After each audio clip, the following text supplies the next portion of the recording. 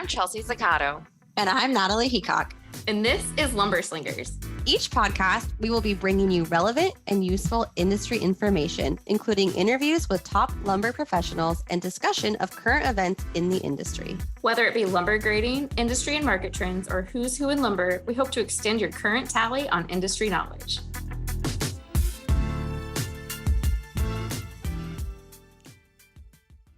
Hello and welcome to Lumberslingers. Hi, Where are live we? from the International Mass Timber Conference 2026. 2026. 10-year anniversary stuff. Big year for the Mass Timber Conference. Yeah. And we are recording live from the Ironworkers Mass Timber booth.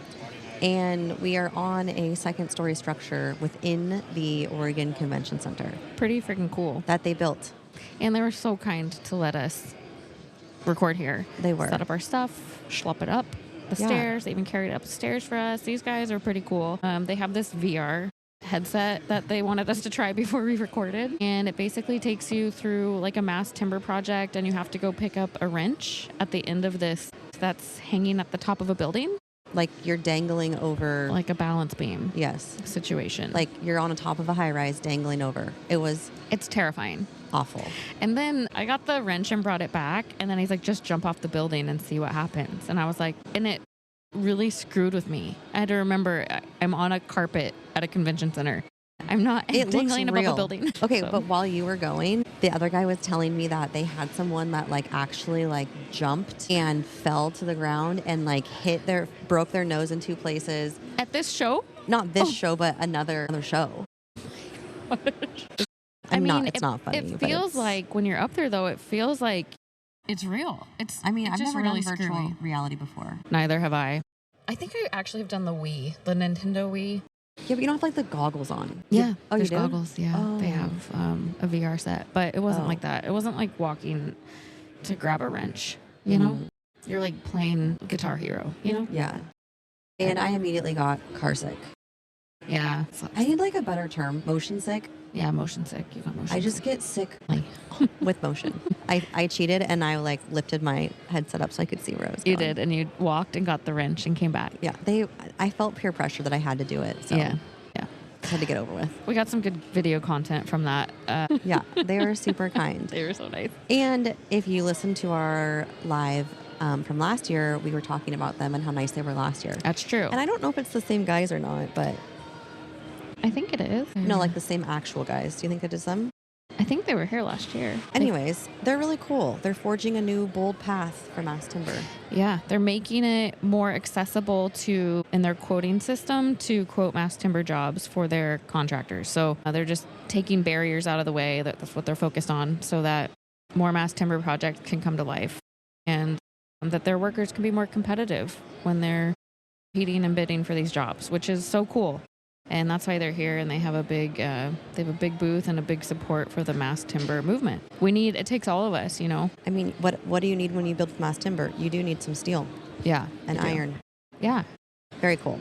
Cool booth. Glad we got to actually record up here for this year. And this year we're more of pros, since last year was our first year. We weren't sure what to expect. Didn't know even how to pack our stuff in a suitcase. Yeah, this We're year pros this year. professional. On what to attend, where to be. Ask us a question because we'll have the answer. We literally basically run this show.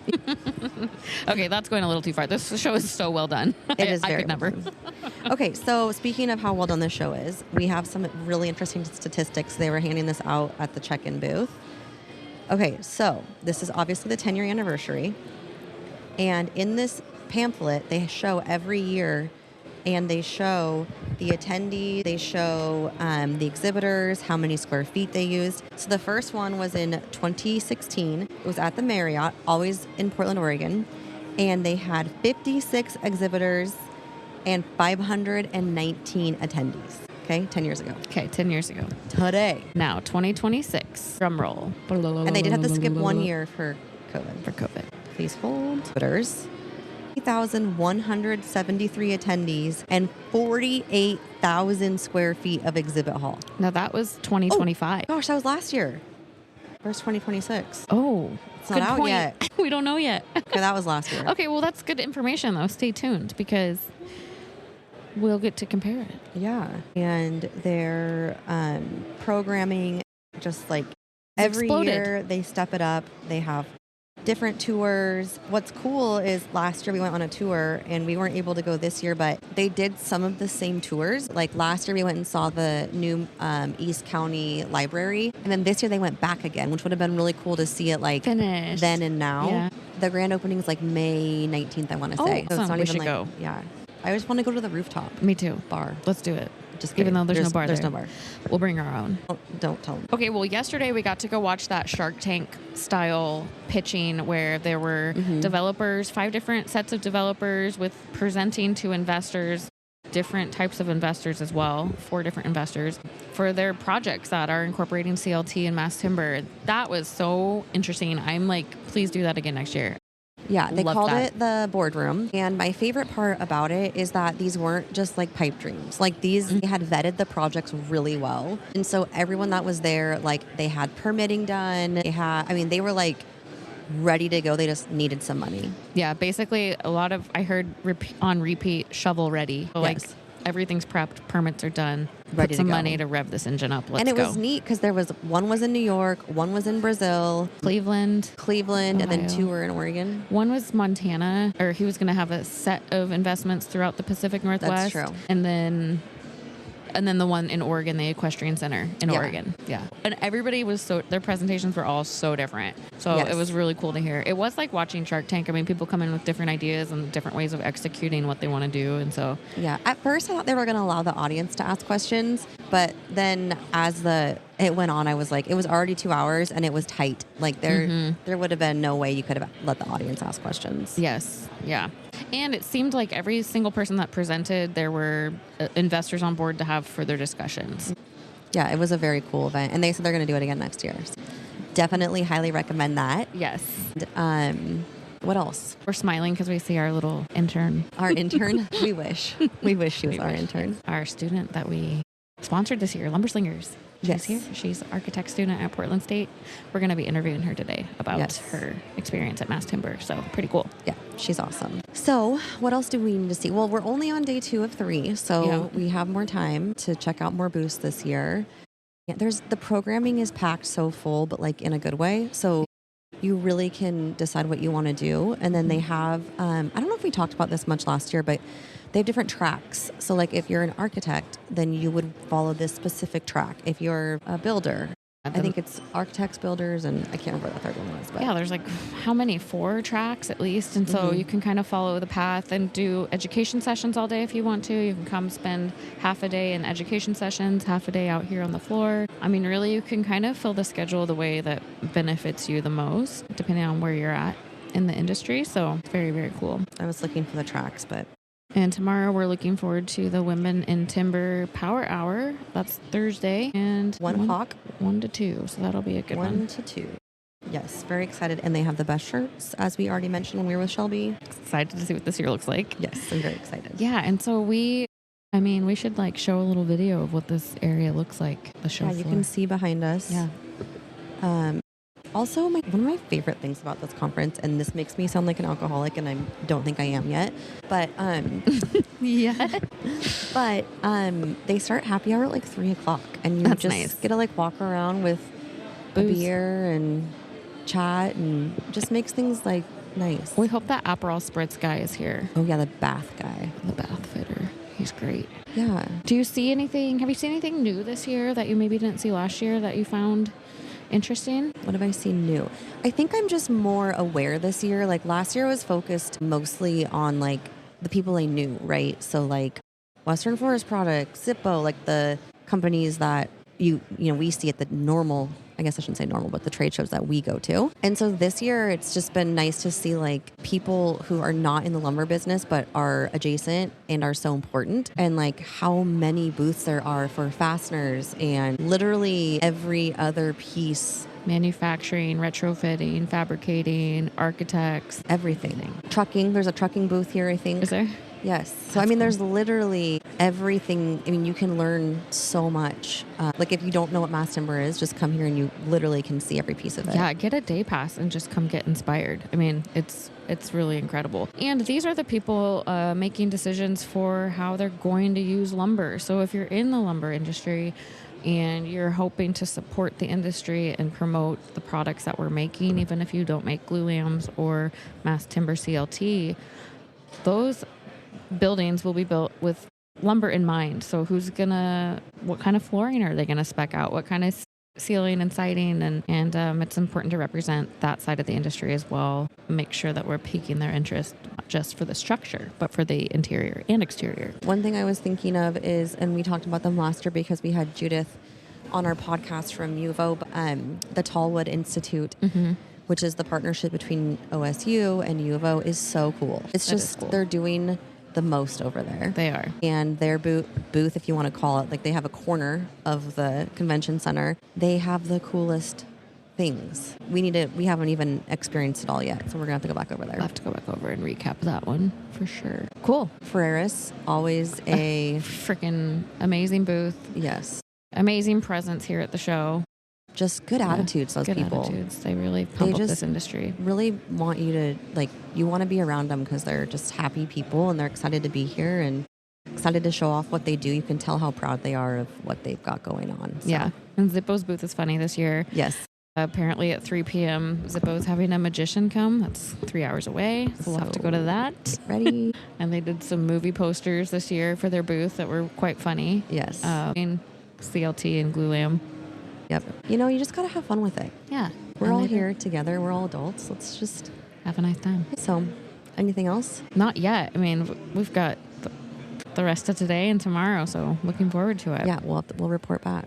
Well, when we have our intern, who's not our intern, on later. Okay, we'll be back. Okay, we're back. Yay. We're back, but with three. Now the three amigos.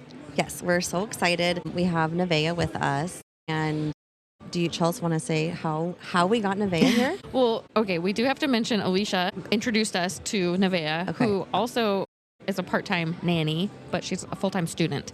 So we've been able to have her not only warm our household, but now she's warming up the timber conference. So that's pretty cool. But she's helped all of us with our kids. And my child lights up whenever she's with Nevaeh.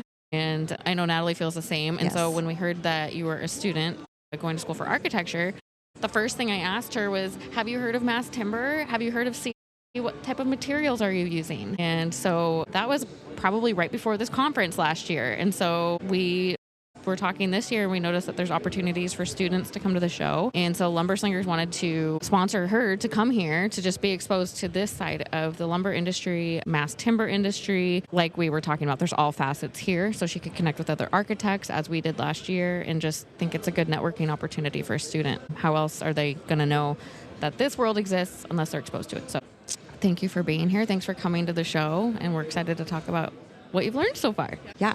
Okay. Let's back up a little bit. And why don't you just give us how did you decide to get into architecture? Where did that come from?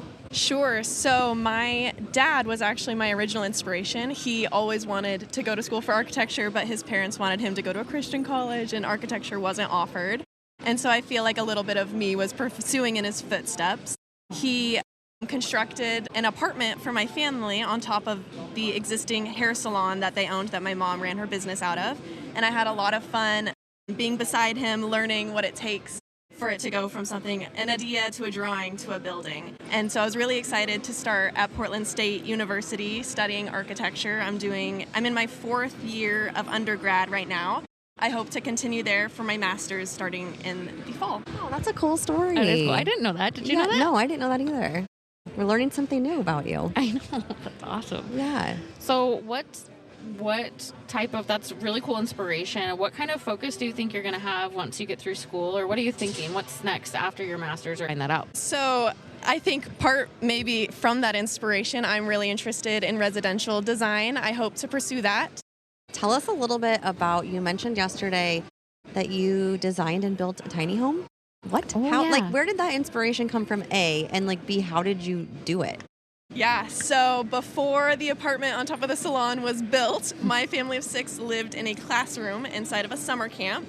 That idea of not having a home was something that really pushed me to have a home as soon as I could. So when COVID hit, I was 16 years old, everything shut down, and I had been working full-time as a waitress. I had enough in my savings, and I bought a flatbed trailer, and I started building it. Ever since I was 10, it was a hobby of mine to sketch up little tiny house designs. It was a dream I had had for a long time. But when the opportunity was there, I listened to my class and built. Wow. You're an inspiration. That is so cool. Wow. I know. So how long did that take you from beginning to end to construct a tiny home?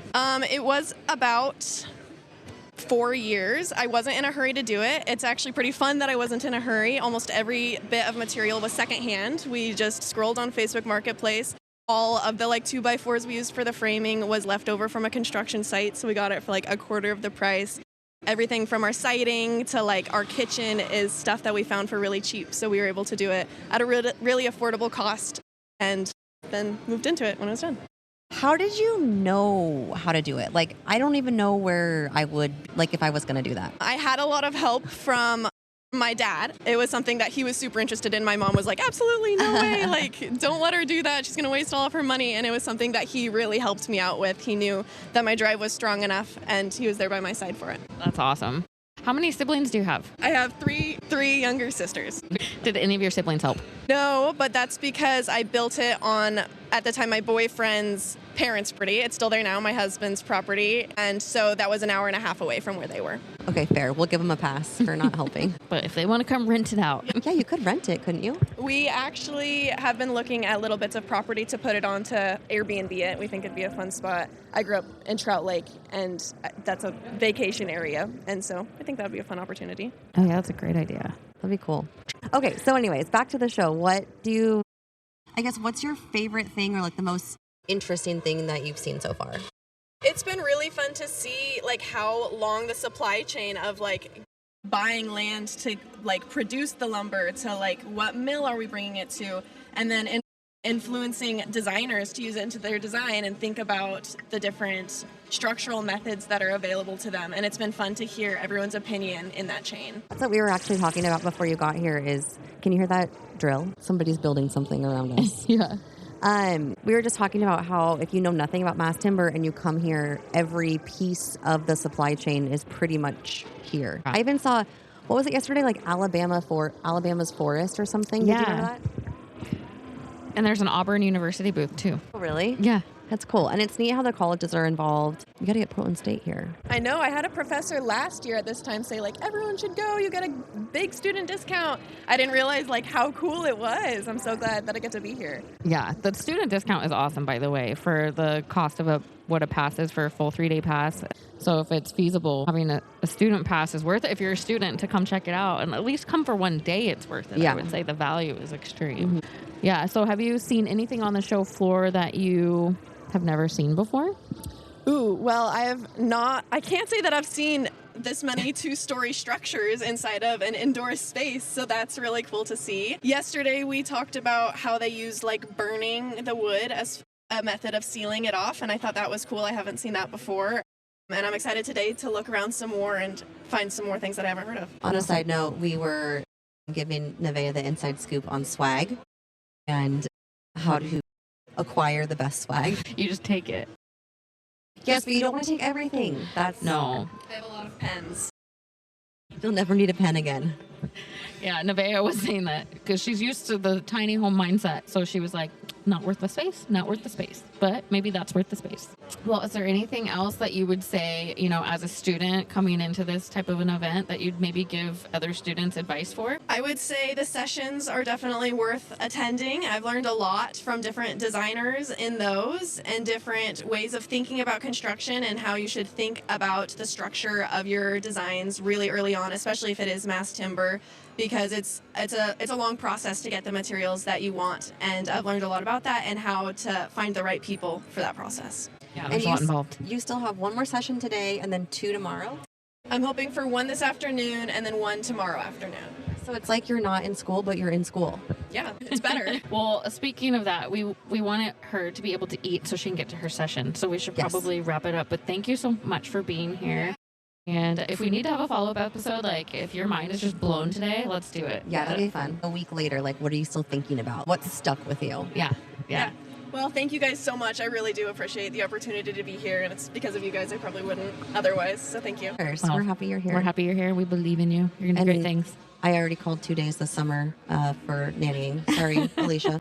And I'm asking for an entire month. So R.I.P. my internship. Just kidding. We want you to have an internship first, okay? Yes, we want to internship support first, you. the nanny second. Yes. All right. Let's go. All right.